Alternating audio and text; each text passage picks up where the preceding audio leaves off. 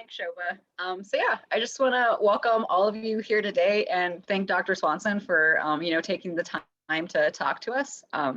So I think to just kick things off, it would be good to just get, a general idea, the short version of your career path and, how you ended up at the University of Michigan and your current roles. Great. So I grew up in a large family. It was the middle of a pack of 6 kids. We lived in small towns in the Midwest. I was interested in science and I majored in biology. But at the end of my senior year of college, I had to come up with a job. And so I put on my interview suit and I went to any interview that I thought they might be interested in a biology major. And I was sitting in one, and it was for hospital sales reps, basically. And, we're 10 minutes into the interview and I think I'm doing pretty well. I'm, articulate. And the guy stops and says, "Why do you want this job?" And I had no answer for him. But another place that interviewed on campus was Rockefeller University. They were looking for technicians. And I had not stepped foot in a research lab during my biology major in college. And so I got a job there. And after about a year and a half, I was loving the job. But I realized that there were all these conversations that were happening that were beyond my reach because I just didn't have the background. So I thought I would get a master's degree in biology and then come back to that lab and be able to contribute at a higher level. But when I went to the head of the lab and asked if he would write me a letter for my master's degree application, he said no. And he brought me to his office and sat me down, and he was by now the chair of the department. So it was this very fancy office.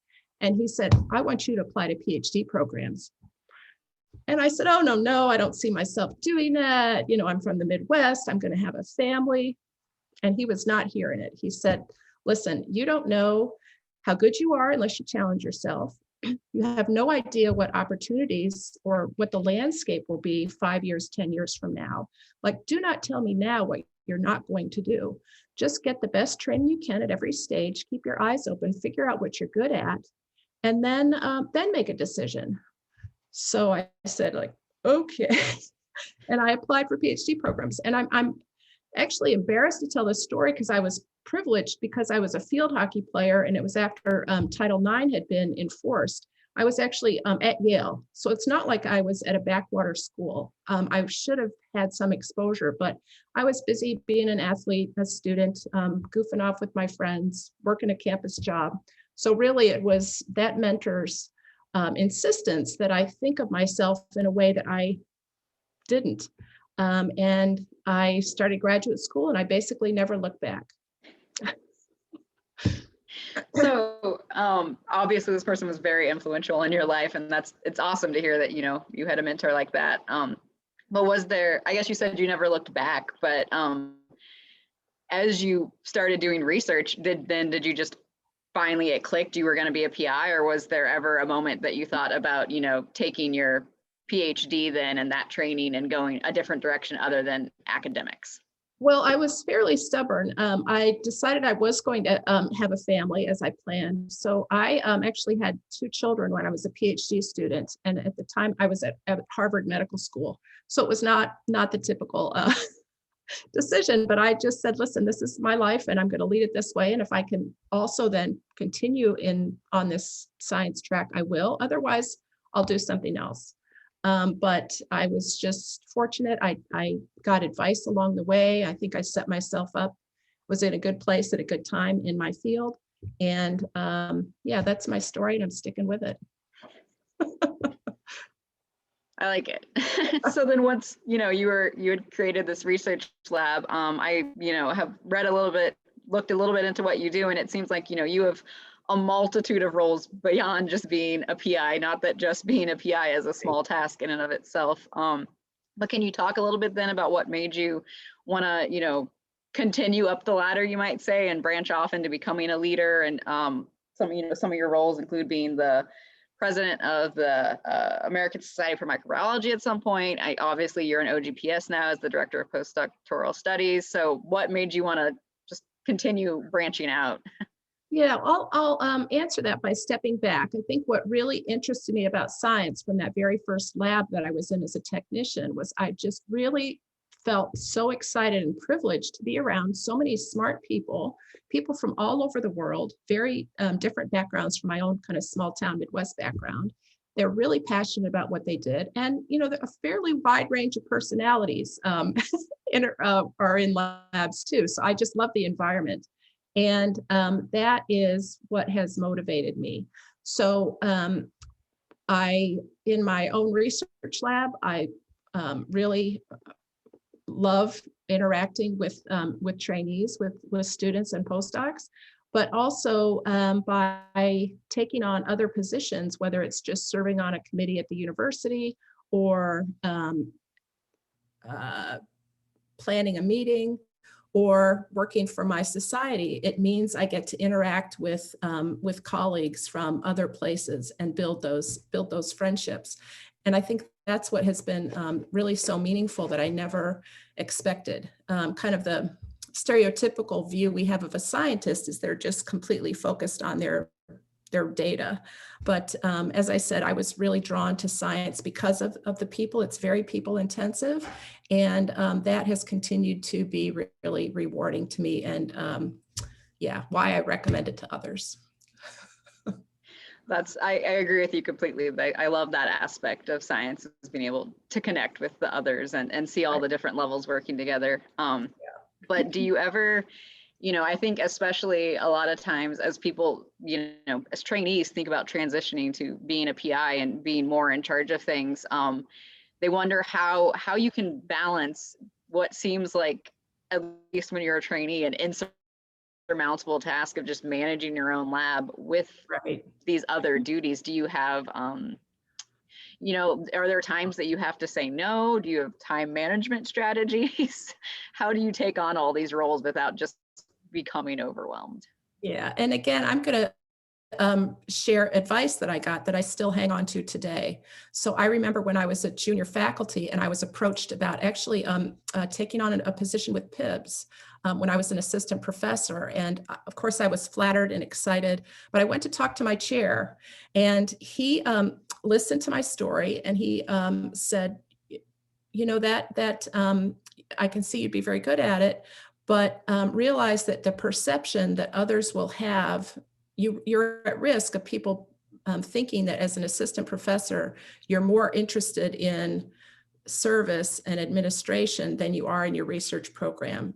So at this stage of your career, it's not, I probably would advise you against taking that on, but realize that those opportunities, if they're coming to you now, they'll come to you again, 2 years, 3 years down the road. So I found that very helpful.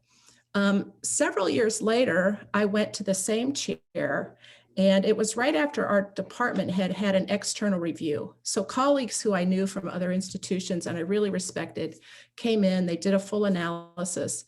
And one of the comments they made is that they felt like some of the faculty in the department were perhaps a bit complacent. They were very comfortable, very happy there, and maybe weren't challenging themselves enough. So again, I went to my chair and said, I've got a wonderful lab that I love.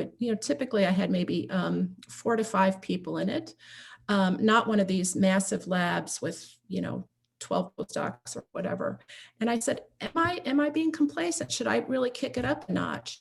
And again, he looked at me and he said, this is my perspective. When each of us are born, we're given a piece of string, and it might be this long, it might be this long, it might be this long.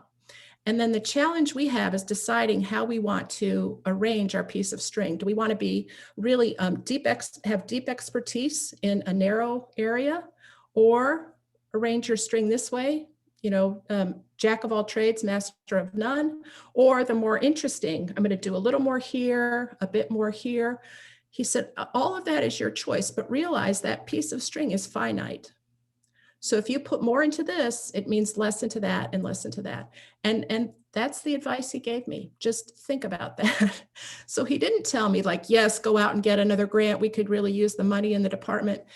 It was just, empowering me basically to be reflective, decide how I wanted to shape my life and my portfolio. And I have really used that as a guiding principle at each stage of my career. So then would you say that your prioritization of these different components of your career have, shifted from when you were a junior faculty, a new faculty, to what maybe it looks like your responsibilities are now? Do you just prioritize things a little differently? Absolutely. And I can remember one juncture when I learned that I was tenured. I thought, okay, now people are really going to come knocking on my door and looking for me to up my service. So I did what our traditional first ladies do, and now first gentlemen do when they are elected, move into the White House, is they decide, like, what is the one issue that I really want to push? So with Michelle Obama, it's, let's move.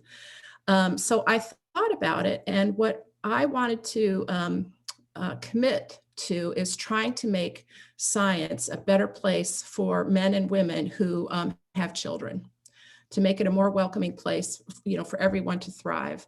And so whenever I was asked to participate or, take on a particular role, I applied that lens. Like, is this a platform that I could use to advocate for talented trainees and, ease their path? And by doing that, like I said, no, I'm not going to be on the biosafety committee, but yes, I'll be on like the Rackham Executive Board if I have a chance to influence trainee policy, or training programs where we've got more of a chance to kind of shape what that experience is. And to me, that felt like I was more in control, and it would, I could say yes to activities that were more likely to bring me energy and bring me motivation, rather than, suck the life out of me and make me resentful of appointments on my calendar. So that's what I try to do. And I think, the further we each go along in our career, the higher our platform and the more choice we have. But it is our choice. But again, our piece of string is only so long. So you've got to, be disciplined and thoughtful about what you agree to. I also have found it really useful to stick to the rule that you do not have to give anybody an answer right away. You can, give yourself at least 24 hours to consider a position. And during that 24 hours, I often would seek out people who knew more about that particular committee or opportunity than I did, get information from a number of people and reflect on it, and then decide. And in some cases, like when I was an assistant professor and was asked to be, consider a position with PIBS, I was able to say, well, I'm really excited about this. I care deeply about it, but I talked it over with my chair and he advised I not do this now. So I would, he would share the responsibility, but please, keep me in mind in the future, or I look forward in years ahead.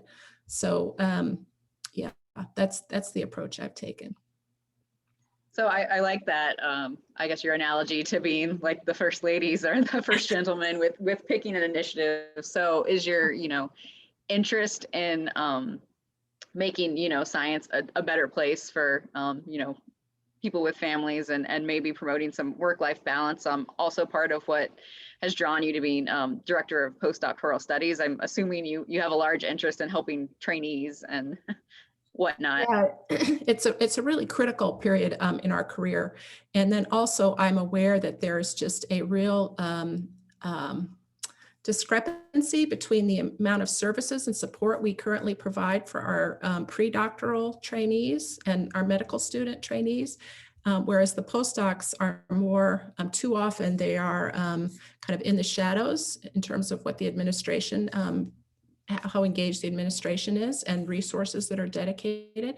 So I see it as a real opportunity to work with our current postdocs, figure out what they, where their needs are and how we can make training here at Michigan the strongest it can be. Yeah, maybe you can talk a little bit more about what exactly you do as part of the Director of Postdoctoral Studies. I mean, I am a postdoc, so I'm probably, biased in this interest, but I feel like when I talk to my postdoc colleagues, I feel a lot of us are just very unaware of, you can become very, very focused on just your lab, whereas the grad students have a little bit more of that connection back to outside of lab, just because they are inherently in a program.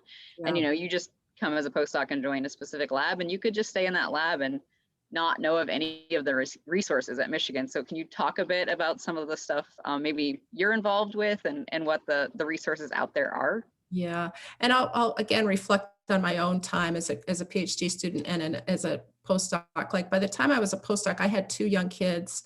My husband was a junior faculty member. So, life is really full. So, yeah, when I was in the lab, I was pretty focused on my experiments, and then I was out the door promptly.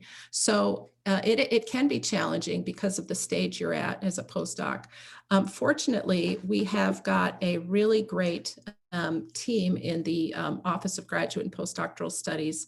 Again, Shoba, Maggie, and Beth, making available a full curriculum for allowing postdocs to explore other career paths that they may not be familiar with, and also to build transferable skills and get the skills they need to go through the job search and job application process. So part of our goal is to be a liaison with the postdoc community through the Postdoc Association. I attend their board meetings and have maintained open communication there so we can understand where their needs are. And then also the other stakeholders that I interact with are the administrators in departments that are responsible for overseeing postdoctoral studies. And here I'm so fortunate to have my professional partner, Beth Bodea, who's also just terrific at maintaining that communication. So it's our job together to make sure that our partners in each of the departments are aware of postdoc policies, such as the minimum salary and time off and the 5-year limit. So those are kind of 2 basic functions that we do. And then we also take on special projects. So right now, one that I'm especially committed to and excited about is we want to provide each department with a faculty postdoc chair, parallel to the grad studies chair, and have that person be responsible for being a liaison and a 2-way communication with our office and their postdoc community, but also setting up a program where each postdoc can meet with a committee, small committee of faculty each year to just review their progress and also their goals. So not to talk about their experiments, but rather their career and professional development plans, and to let them know what resources are out there, perhaps draw from their own network and put them in touch with professionals that could advise them at the next stage.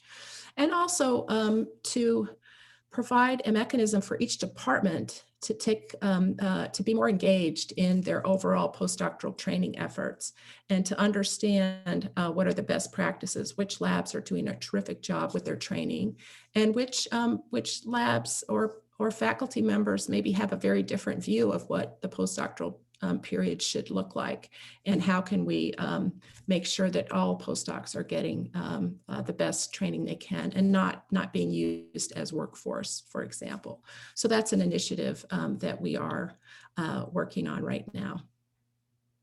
Yeah, that's really awesome. I know the pharmacology department has started setting up that program, and so I'm excited to see how it pans out. But along those lines then of trying to help people with where they are at their career stage and helping make sure they take the next steps.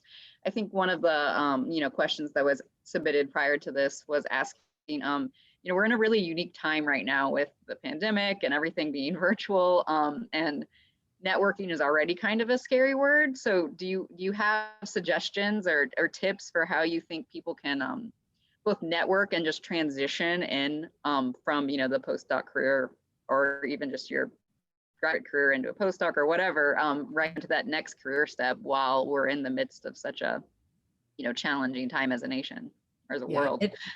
It's definitely a bizarre time and can be quite lonely and stressful for many people. Fortunately, many units, whether it be a lab or the Office of Graduate and Postdoctoral Studies or your professional society, have had to pivot and offer their programming online.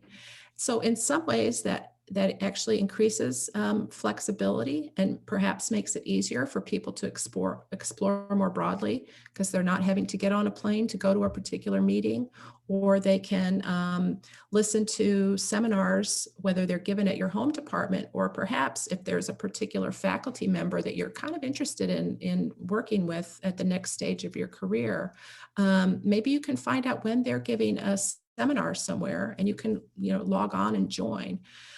So I think if you can tolerate more Zoom meetings, there are opportunities, and it is a chance to perhaps take time that we would normally be spending with friends or with commuting back and forth to take that extra time and really invest it in ourselves, and be more deliberate and more proactive about seeking out opportunities, protecting time each week to really position yourself, think about what you want to do next, explore, and have a well-rounded portfolio, so that when the next stage for your career comes, or when things open back up, you'll be in a great position.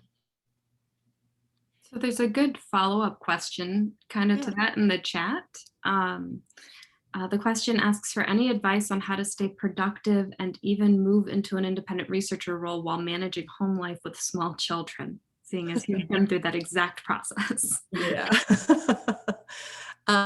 So I reflect back on that time, and am really grateful that I lived in kind of high density communities where I got to know my neighbors, and they had kids around the same age. So it takes a village. I relied on my village at each stage. So that was really helpful. The other thing that has really helped me is my first boss, Sam Silverstein, so the fellow who pushed me to apply to PhD programs, said, you get more work done in 11 months than you do in 12. And I think that's absolutely true. And I think it's also true, you get more work done in 5 days than you do in 7. So pace yourself. Your kids are only small once. You're going to work for 40 years, 40-year work career. Like, that's plenty of time.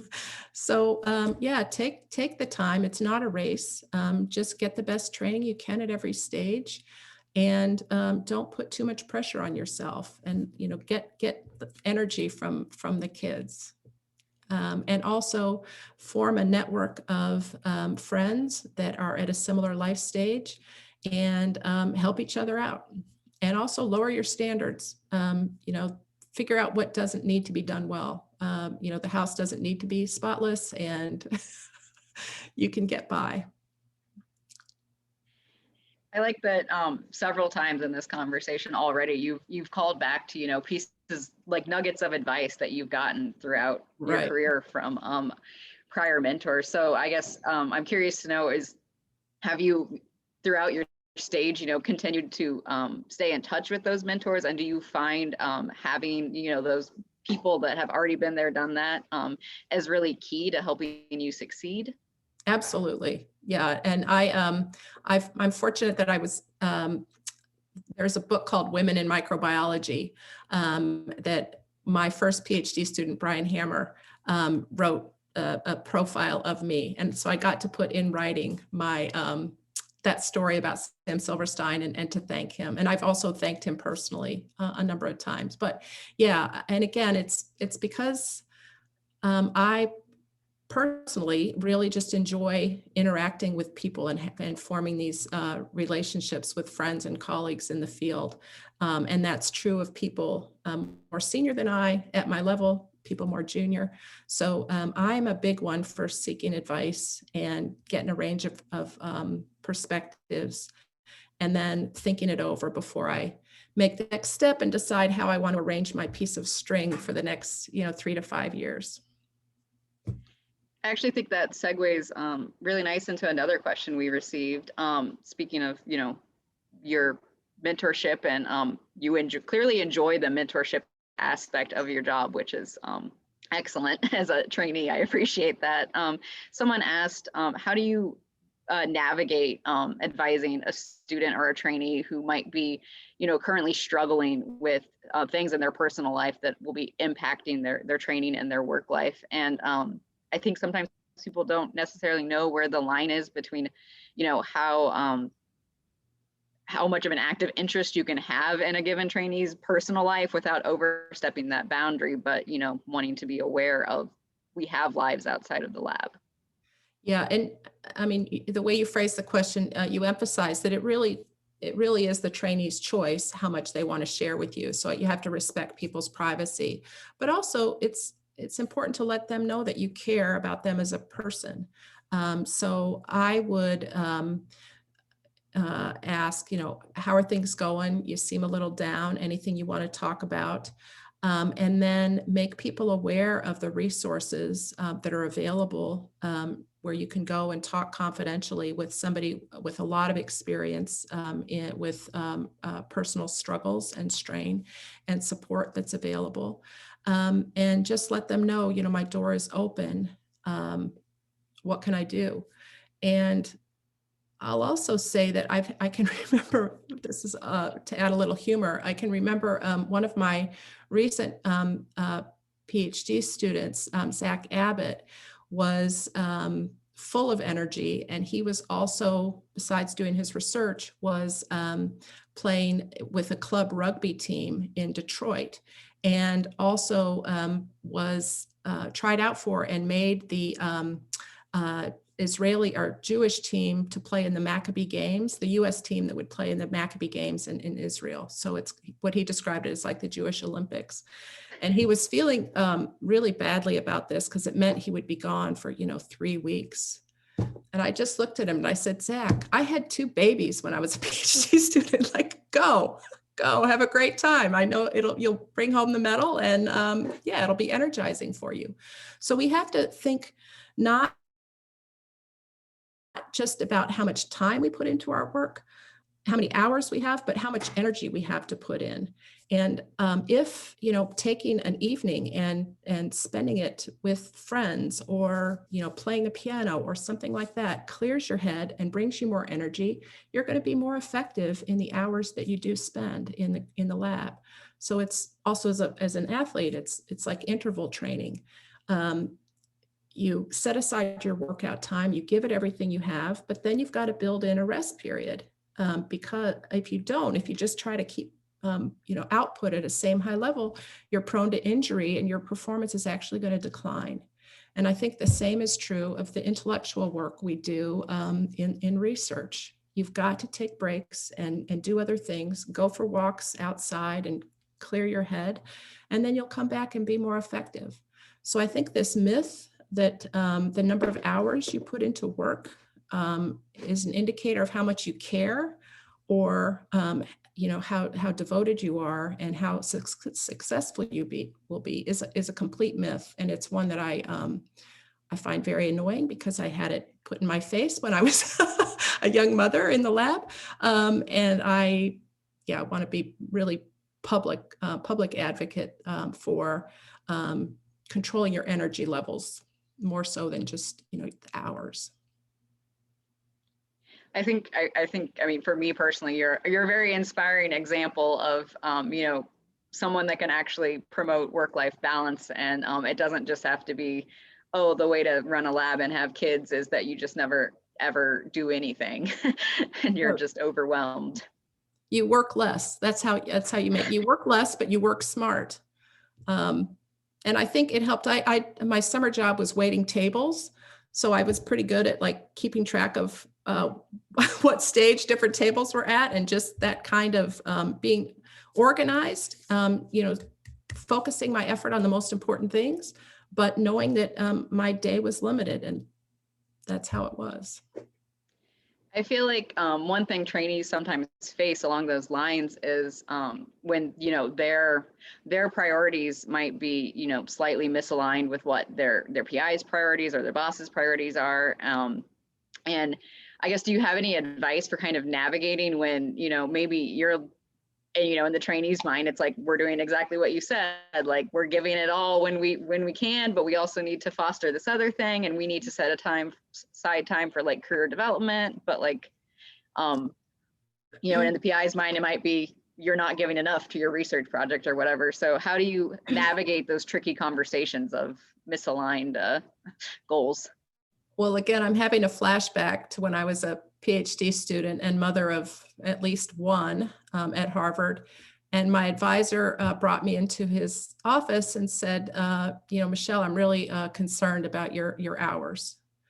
And I looked at him and I said, I think I'm pulling my fair share of the weight around here. And I pointed out, like, I've already co-authored, you know, this many papers, first author this paper, whatever. I said, you know, I'm keeping up. I'm at least keeping up, if not setting a standard. And he said, yes, Michele, but I expect more from you. And I said, I get to make that choice. That is not your decision. It is not my dad's decision. It is not my husband's decision. I get to decide at what level I am going to produce, and what path I'm going to take. So I just wasn't hearing it from him. So I tried to be respectful, but clear. And yeah. It helps to be, amazing. At least in my case, and in that situation, we did have a good relationship. So I wasn't putting myself at risk, really. But yeah, I think to have a really good sense of self and what motivates you and what your values are, and to be true to those, and also ideally find a work environment that is compatible with your own values. I really appreciate that advice. I think that's amazing. So I just had a direct message question. I'm glad you brought up Zach Abbott just now, because I know, you know, at least because I've met so many of your former trainees, that you have mentored people who have gone into all sorts of different careers. This question is specifically what advice you might have for people who are thinking about transitioning out of research, but not out of academia. You know, you spend a lot of time being a scientist and training, but how do you support people who want to enter in non-faculty academic careers? Yeah, so first I would let them know that I think the data, and Maggie, you probably know this better than I think the data are that something like 25% of the Michigan trainees go on and do like the job that their advisor has. The majority thrive in other fields. So number one, I'd say you're in good company. Number two, I'd say this is a wonderful opportunity for you to explore different options. And we're like here at Michigan, there's such a large enterprise that we're part of, where we have the opportunity to have conversations with people who are, let's say, in tech transfer or in the communications office here at Michigan, or people who are managing large program projects, for example, and have conversations with them. You know, tell me what your job is like, informational interviews, essentially. Also, it's important to realize that your advisor, by definition, like knows a lot about being an academic scientist, but not a whole lot about those other things. So you need to be proactive and take advantage of the opportunities that are available. And again, I'll point to our career and professional development team that puts together really wonderful programming to allow our trainees to explore and meet people from different backgrounds. I'd also emphasize that we know from employer studies that we've done through the OGPS team that employers, you know, they're going to be impressed that you know an awful lot about one specific area of research, but they also are looking for people with clear communication skills, ability to work with a team, a track record of leadership, leading a team, and also I think being a good citizen or an advocate also shows that you're not only caring about yourself, but about the larger organization or the larger team. So there are opportunities that you can take while you're a trainee, whether it's getting involved in your departmental committees or like the UMPDA offers great opportunities for our postdocs to get involved in leadership and advocacy positions. And you can try on those other hats and see how much energy they give you, and see if that's where your passions lie. So those are just some of the examples that I would suggest. I thought it was interesting that when I was looking over the questions that we had received prior to this, it's clear that you just have a vast number of different roles, and so kind of the questions were, you know, on a very wide array of topics due to your wide, I'd say, expertise in many different areas. Well, I've also been at it a while, so it's not, I haven't done all those things at once. It's, you know, I think I've been here 25, 26 years. So, but I do think you provide a unique perspective. And so several people were just curious then, knowing that you have so many different roles and you've done a lot of different things, you know, kind of what are the things that you most enjoy about your job versus what are the things that you maybe find the most challenging, or those things, you know, that you just kind of have to do because you have to do them, but you're not really that interested. Yeah. What I love most, and this is kind of a high level answer, what I love most and appreciate most about being at the University of Michigan is the opportunities that come up. So every, you know, 3 to 5 years, my portfolio can change really quite a bit. I get opportunities to contribute in many different ways, and to challenge myself, to step into new roles. So for example, when I was a tenured professor, I got to serve on the President's Advisory Commission on Women's Issues that did studies and then wrote advisory pieces to the university president each year. So that was just a really exciting opportunity to see people in different roles on campus and understand that university life really, to make all the wheels turn, requires people with expertise in a really wide area. And so it's exhilarating to think of the many paths that I can take when I'm 20, when I'm 30, when I'm 40, when I'm 50. You know, more opportunities come up, and yeah, it's a real privilege to be able to have that academic freedom. I'm forgetting the other part of your question. I've lost my train of thought now. You wanted me to talk more about kind of the opposite of that then, you know, are there things, right. I'm very happy with what you're doing, but I'm sure there's got to be things that are just challenges. And I think probably everybody here can relate to this, that it can get really annoying and frustrating when I feel overcommitted, when I know I have too many things to do and not enough time to do them well. So a couple strategies that I use. Number one, my graduate advisor, Fred Winston, taught me as I was moving on to my next stage, you've got to just decide what you're not going to do well. So there are certain things on your list that you want to bring your A game, but there are other things that don't require you to, you know, always do it perfect, your A work, because, you know, we're all here, we're all have achieved at high levels. Not everything requires your best work. So I try to think about what part of the day I can really focus and do my best work, and preserve those blocks of time for, you know, my scholarship, for things that are important to me. And then when I have 45 minutes between, you know, a meeting and a seminar or something, I bundle tasks that I need to do that don't take that much thought, that are a lot of quick, like running through the email and responding and all that. I try to bundle those and get those taken care of at once, and then really protect the time for my deep thinking. So for example, when I have writing to do, I know myself that I can't write if I only have like 40 minutes to write. I need to have a couple hours where I can really get down into that space and be productive.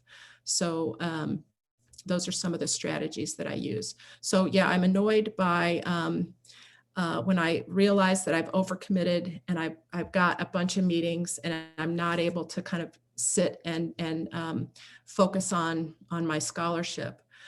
But also I'll go home and instead, because sometimes the thought can creep into your head, oh, I worked all day and I got nothing done. Actually, I contributed to all these different roles, and they count. They're important to the department, to the university. I can give myself credit for those. It might not have been my favorite thing to do, but that is part of my job. And so, yeah, get over it. You did work today. And then, protect more time that, tomorrow or next week to really focus on your scholarship or your pet projects. I think that is one of those things that's really hard for people to do, but I appreciate that it's probably a skill we should all work on developing. Not only that, but the other thing great about academia is, yeah, there are times we all feel frustrated because we're overcommitted, but really virtually everything on my to-do list, with the possible exception of teaching, are things that I said yes to. Nobody is telling me I have to do this or have to do that. So if I find myself that I'm getting more and more frustrated or bogged down, then it's my responsibility to pare back my portfolio and so that I can bring more clear thinking and more energy to the things I care most about. It's a real privilege of being in academia and I'll say my department and this university. I appreciate that. I wanted to circle back too with what you were talking about is the thing you like most is the opportunities that are presented. I would like to, I guess, push you a little further on that question and just ask if you think what the balance is between opportunities that just arise because, you've been here longer, like you said, you've been doing this a while, so you've been able to do a lot of different things versus opportunities that have come about because you've had to really push for them. And I'm particularly interested, in your perspective as a woman and a mother, and you've already mentioned several times in your career where you might have had pushback that people didn't necessarily think you were, working as hard as you should, or people doubted that you could handle whatever because of life. So just, are there things that you really had to push for to get these opportunities, or do you really think it is just the more you're around, the more the opportunities come? I think it helps to be, to have a clear sense, again, of your values and what you're good at, to have confidence. I think the fact that I played competitive sports from like age 10 through college, I think that helped a lot because I had a goal and I was not going to let people, competitors or whatever, dissuade me from it. I do think that when you are serving on committees and you're interacting with people from other parts of the university, it is an opportunity to learn about what they're doing and let them know what you're interested in. And that can create opportunities in the future, kind of have them be aware that you're available. So I think it's a mix of once you get a reputation for having done certain service or leadership, you do get more opportunities, but also you can put yourself in those positions, I think, by showing interest and contributing productively when you do get an opportunity. Awesome. We have another question in the chat. Do you have any advice or experience to share about when you have not felt supported by your boss or manager and how you did advocate for yourself and perhaps sought out other mentors to fill any gaps? One example was when I started graduate school in New York at Columbia. I was married. And my husband was a postdoc, and then he got a faculty offer at Harvard, and so there was no question that I was going to transfer. So I went to the person whose lab I was in, a yeast geneticist, and I explained the situation, and it was a woman, and she looked at me, and she said, if there was ever a chance that you were going to follow your husband, you should never have applied to graduate school. That was the advice I got for her. Like, you should never have come here. Well, I walked out, and I wasn't going to take that as the last word. So I went and talked to 2 other faculty in the department, people whose classes I'd been in, people whose labs I'd rotated with. And I sat down and described the situation. And you know what? We had really great conversations. And they kind of pulled up their roster and said, oh, you should really go work with this person or go that person. And they encouraged me. And they were excited for me. So yeah, you're going to run into people who have their own interests in mind or different perspectives, but you know, it helps to be a bit stubborn and clear about your goals, and to not rely on one person's advice. Solicit opinions from multiple people. If they're all telling you you made a really stupid choice, then I guess you'd have to take that to heart. But yeah. I think it's, you know, very obvious that, you know, I can appreciate that you clearly have a good sense of self-worth, and, you know, you're willing to fight for, you know, your needs and your wishes and your desires. And it seems like that's been the case for, you know, most of your career. And it's not something that,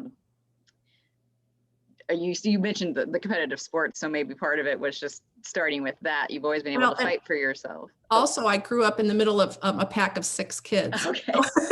that too. I was going to say though, so knowing that, yes, this seems to be something you've always been fairly good at, which is awesome. But is there anything you would, you know, if you could go back and tell your younger self a piece of advice now that you've been through it, is there something you wish you could tell yourself when you were navigating that process when you were younger? I think it's easy for us at each stage to think like, oh, this is a make or break. If I don't do something, you know, accomplish X right now, that's it. And it's just not true. I mean, we have got, as I said, like 4 decades of work.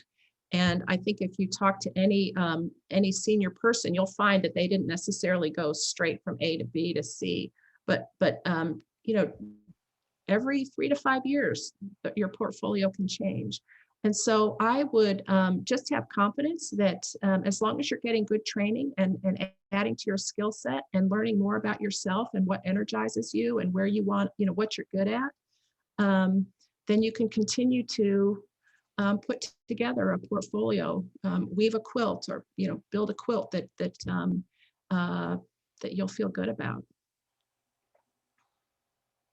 And actually, speaking of feeling good about, can I just add personally, those 2 kids that I had when I was a PhD student are now thriving as really wonderful young adults with partners and homes of their own, fabulous careers. I'm super proud of them. So I didn't screw them up by having them when I was a poor, busy graduate student.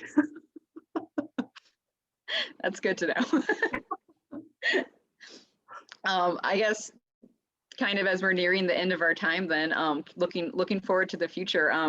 You know, we've talked about where you came from and how you got where you are and what you do now, but you know, we all still have goals. So what are your goals now for the future, and what are you looking most excited about being able to develop in the future? Yeah, thanks for asking. Maybe you all can help me think through this. Solicit opinions.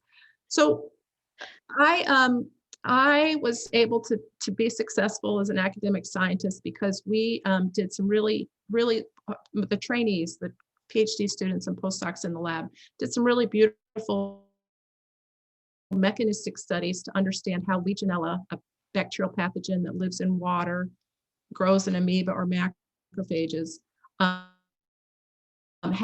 but after the Flint water crisis, when there were outbreaks of Legionnaire's disease for 2 years in that city, I was recruited to work with a team to try to understand whether the messed up water chemistry in Flint was a factor in the spikes of Legionnaire's disease, a waterborne disease. So I worked with people that were water engineers, epidemiologists, physicians, statisticians, and we, I think collectively, this interdisciplinary team put out a really important study that showed, in fact, it was the inability of the city to deliver safe water across the city that contributed to the Legionnaire's disease, and in particular, the heavy metals that corroded, the lead that got into the water from because they didn't add anti-corrosive, also bound up the chlorine that is added to keep the bacterial numbers down. So that's what put the people at risk. So that, that work was done under the bright lights. It's now tied up in the courts. And it really was the first opportunity I could take kind of my expertise in this fascinating little bacterium, but apply it to an important public health issue. And so and then also in parallel, my work in the leadership of ASM has given me opportunities and skills. And I also, I do a podcast this week in microbiology where we try to get science out to the general public, our stakeholders. So I am want to make the most of this stage of my career where I can take advantage of the platforms that I have to give back more to more public outreach, public policy, rather than perhaps identify another gene or another mechanism or signal transduction pathway. So those are the things that I'm thinking about now. And frankly, the postdoc office is a great opportunity to do that. I think we're in a position to really set a new standard for postdoctoral training and set up policies that would be a model across the country. So that's something that is energizing for me. Awesome. That's yeah, good to hear. But I'm not sure. You've made it this way, and even you don't always have the clear direction to the future. Right. But I'm asking advice. I'm talking to people and getting it. Always good to reach out to others, it sounds like, has been a key to your success. Right. I don't know if there are any more questions from any of the trainees in the chat, or if not, I'll just wrap up and thank you so much for having this chat with me today. It's been really interesting to learn about your career, and I'm going to keep the string analogy. I think that's actually a really way to describe that, and I really like that, it. And that you get more work done in 11 months than you do in 12. I like that. Do you have any parting advice for the trainees? Anything you didn't get out that you wanted to get out today? Yeah, I think that the stereotype that an excellent scientist is just really fixated on their experimental model and their data, that's really not accurate. It is such a people intensive business that, and as all work is, it really, you benefit so much from interacting with other people, communicating, working in teams, building friendships that can buffer, the difficult periods, but also we can help each other along the way. So I think I've underestimated what a huge contribution just my friendships and relationships that I built since I was a graduate student how much they've propelled me at different stages of my career. And then of course, I want to do the same for others. So yeah, we're all in this together. And for me, it's what makes the work really energizing and satisfying.